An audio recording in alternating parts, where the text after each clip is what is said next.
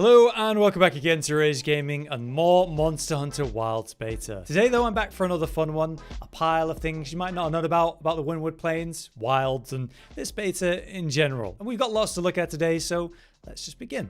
Starting with REY DAU, which is an incredible hunt, but did you know that it is technically possible in this beta to have not one, but two REY DAUs in one fight? I did not think that would be possible in the beta, but as it turns out, as posted on Twitter by the user Turbert, you can have two REY DAUs. I don't know what causes this, but if I had to assume or guess, we're thinking that it could be that you would pick up the optional Rey quest after you've actually defeated a REY DAU, and now you're in that quest, maybe a second Santide rolls around by the time that you're continuing this hunt. So technically, you could join this quest, Santide's just happened, there's a REY DAU, then enough time passes in this hunt that you get a second Santide, which could potentially have a second REY DAU roll in as they're supposed to show up at the start of Santide. I do think 2 is going to be the limit though, because after you go into the time of plenty, the one that rolls in with a Santide kind of naturally leaves at a certain point. Still, pretty cool that it's possible, and good luck to anyone that tries to take on 2 at once. Alright, for this next one, it's just a bit of a silly one, but a useful one maybe, depending on whether you're playing online and with friends that want to use a bunch of gestures. Basically, gestures, emotes, they're back, obviously, and there's a lot of different ways you can use them. You can set them up on the radio wheel as an easy option under the communication tab, but the fun thing here is the fact that you can do them while moving, which is certainly not a thing we can do with every gesture or in every game. Some of them are quite silly while you're running around, some of them are very fun. Like for example, probably one of the most popular ones that we're going to see used while moving is pumped up, because it's just this running cheer that looks very cute. But a lot of them will actually allow you to move while using them. It's pretty cool to see. It's just nice to be back on current gen for something subtle and fun like this, because, you know, in Rise, take the standing poses and stuff, they were completely idle, like picture still, 0 frames moving. And just to have that back, that fluidity, I really appreciate it. So yes, you can use gestures while moving, so have fun. Next up, I just want to talk about the really cool detail about monsters and their bodies. When you defeat them, you can obviously carve them and they take up a physical space. There's that cool new feature with the ability to walk over them and carve from up high. It's fun, but subtle and whatever. The thing is, these bodies are useful. They work as a target dummy. They work as hitboxes. You can build up your gauge with different weapons that have that. So if you want to test anything, it's about the best thing we have outside of a living chatacabra because they're a pushover. Still, these bodies serve another purpose beyond that. And it's the fact that they represent a cool progression of time, because yes, they even begin to decompose over time, turning a kind of darker color. You can see that flies are hovering over them. There's this horrible goo, the blood that seeped out and started to turn around the body. It's said that if these are given enough time, they will decompose fully and become a bone pile that you can actually go back to and gather like any other bone pile. A pretty cool concept, but it goes beyond the main body. They even went as far as to say, do it for body parts that have been cut off. So an obvious one is tails. They also rot when you leave them enough time and do this same kind of decomposed process. A pretty cool detail. And again, showing off the real depth of this game. All of this in a little beta is just so cool. Also in the beta that you might not have expected is rare endemic life. It's here on this locale. There are specific ones that are particularly hard to even see, let alone catch. The great example of that would be this one. This is the Sandstar endemic life, and it's essentially a little blue lightning mouse. It seems to run really quickly and reacts to vibrations. So if you come running up to it, it's going to zip away. And obviously, as you can see, it's really fast. So you have to get close enough without going too quickly. I would probably recommend a ghillie mantle, and even then, maybe take your time to catch this one. It only shows up at the kind of sandy dunes area, in area 13, at least to my knowledge, at night, and at specifically the starting point of night. When it was the later section of night, I could never find one. Now, I'm not sure what period it specifically is meant to be in, but I believe I found it in a time of plenty as well. So that could also affect its spawn rate, although you guys might know more about this than me. Are there any other rare endemic life that you found? Now, speaking of interesting behavior and rare stuff, what about the behavior of large monsters too? There was this post on Twitter by the user Dappen, who posted this really cute behavior of our favorite training testing dummy chatacabra. There is the Oasis in area 13, right? His kind of natural behavior here is to bury himself in the water and kind of bathe himself. After all, he's kind of an amphibian, right? I imagine he likes to be moist in general, doesn't want to be overly dry, which is probably an awkward thing in this kind of terrain. So having an oasis to go bathe in is probably a dream come true. But I wonder about the other large monsters, what's their passive behavior? One cool thing that I saw with balaharas is that their mouth kind of lights up at night. It has a glow around it. Really cool stuff. Next up, we have a kind of cute one, and maybe one that you guys will consider potential war crimes, and I understand. We're here in the tribe village where they actually keep the Seikret. As I showed before, you can actually see the little baby Seikrets in this area. Things change based on the season if you didn't know.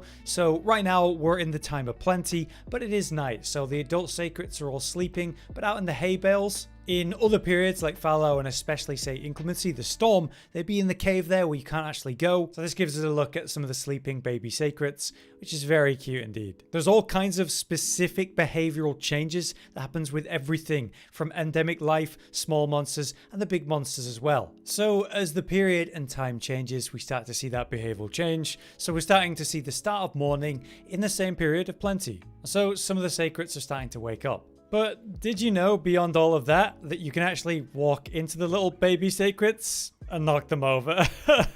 I feel like such a monster. Yeah, it's possible to bully the baby Seikrets. So if you are like a heartless monster of a being, you can indeed walk into them and shove them around and knock them over. But I'd love to see any other interactions that you found with small monsters and endemic life in general. It feels like there's a lot of little detail here that I want to see. Speaking of more unique details with, say, small monsters and other endemic life, the small monsters actually have rare pigmented versions of themselves. Like, they went that far with this. So obviously we have lots of small monsters, especially in the Windward Plains. And in one of the grassier open areas, especially during the time of plenty or maybe even the fallow, you'll find a lot of these herds passing by, these small monsters that are relatively passive that aren't going to mess with you. But it's technically possible to find unique versions of them, like a golden Pokemon or whatever. As I found with this one. This one was actually outside of the map on the borders. It was just a jet black, pure black version of one of the small monsters. But I'd never seen one like that before. So by looking it up, I found other people who had found versions of this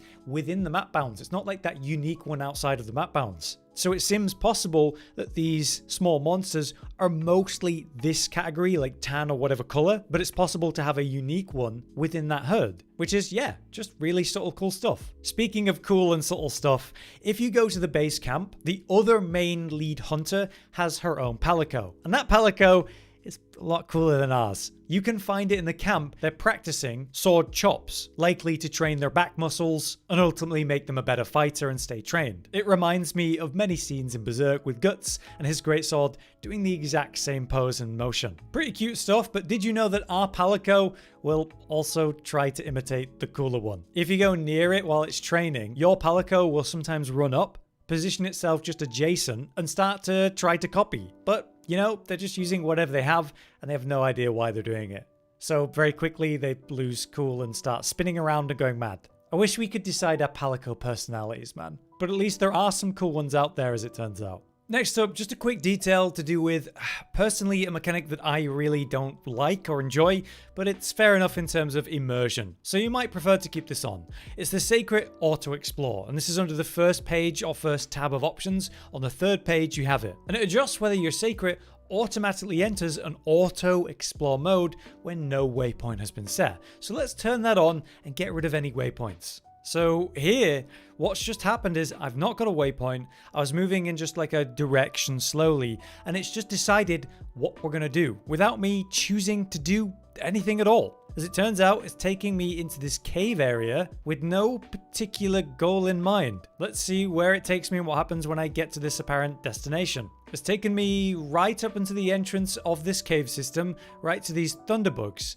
And now it's picking a new place to go, all without me doing anything, remember. It looks like we're going to leave the cave, but then it just changed again, as you saw. We're now going through the cave system to this area here, with no goal in mind. It's not taking me to like, oh, let's go pick up these mushrooms, or here's this secret area where there's a bunch of specific exquisite fossils, or anything like that.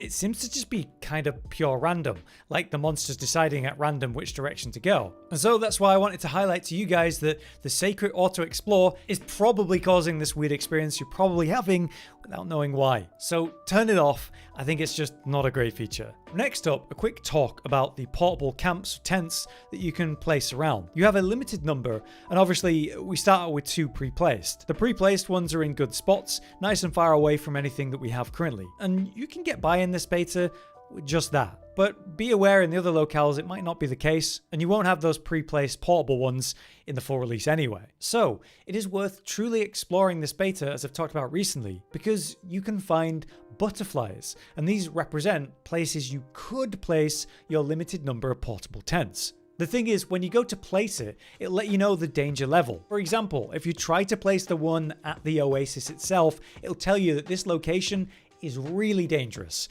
And, you know, obviously, yes, it is. Monsters path there, like that chatacabra from earlier. And if they see a tent, they're going to go destroy it. Places to put portable tents that are going to be bad are places that monsters are going to go up to, or maybe path through their different patrols. What you want are portable tent locations adjacent to these places, close but not in them. For example, just on the dunes to the east side of the oasis is another butterfly location, and therefore, as you can see, a location to put one of these portable tents. This tent isn't listed as perfectly safe, but it's a lot safer. Monsters are probably not going to patrol over here, but you could lure them over from the oasis, I guess. But overall, this is going to be a safe tent to teleport to, and it should survive most of the time. So you want to explore the locales, find the different locations possible for portable tents, and then pick the ones that are more safe than dangerous. And finding all the locations that you might think about for the full release now in the beta could be a good idea. Lastly, I just want to give you guys a quick and impactful tip. It is to do with the Seikret and when you get knocked down. In Rise, if you've been playing that game, there was something called the windfall wire bug. Basically, you get knocked down, you're laying there, you're exposed. When you get up, you might get hit. You don't want to be getting up at a bad spot. So you use the wirefall to pull yourself back to your feet quickly and reposition and go heal. We obviously don't have wire bugs in Wilds, but we do have something pretty damn good. And that is the Seikret itself. Did you know that you could call the Seikret while you're knocked down and laying on the ground? What will happen when it comes over to you is it literally just picks you up off the floor. So you go from laying perfectly still and maybe exposed in a bad spot to suddenly moving at much greater speed in a direction from whatever the Seikret's come from. So this can pull you up in those clutch moments to avoid you getting stuck in a bad spot and maybe double hit and carted. But there you have it, a mix of tips and details that were hopefully both useful and interesting. If you've learned or seen anything that would fit in a video like this though, let us know in the comments. For now though, I've been Hollow, you've been you, and thanks for watching. Josh, Cotton, and Hollow with the videos, dropping the humor like a hammer on your tippy toes, bringing entertainment on a daily arrangement to take our insanity and turn it into entertainment. Yes, I said entertainment twice, to reiterate that it is nice to look into your faces on a mostly daily basis when you let us in your homes to make the whole world a stage. Goodbye.